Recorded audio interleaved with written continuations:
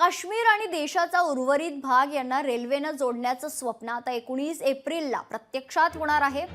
पंतप्रधान नरेंद्र मोदी कटरा येथून काश्मीर खोऱ्यासाठी रवाना होणाऱ्या रेल्वेला हिरवा कंदील दाखवणार आहेत। त्यामुळे भारतातील सर्व नागरिकांना पृथ्वीवरील नंदनवन असलेल्या काश्मीरमध्ये रेल्वे मार्ग सुखद प्रवास करता येणार आहे। त्याच्यामुळे काश्मीर रेल्वेला हिरवा कंदील दाखवण्यापूर्वी पंतप्रधान नरेंद्र मोदी हे रियासी जिल्ह्यात चिनाब नदीवर बांधलेल्या जगातील सर्वात उंच रेल्वे पुलाची पाहणी करणार आहेत। कटरा येथील समारंभानंतर पंतप्रधान मोदी यांची जाहीर सभा होणार आहे। त्यानंतर ते उधमपूर लष्करी विमानतळावरून नवी दिल्लीला प्रयाण करतील।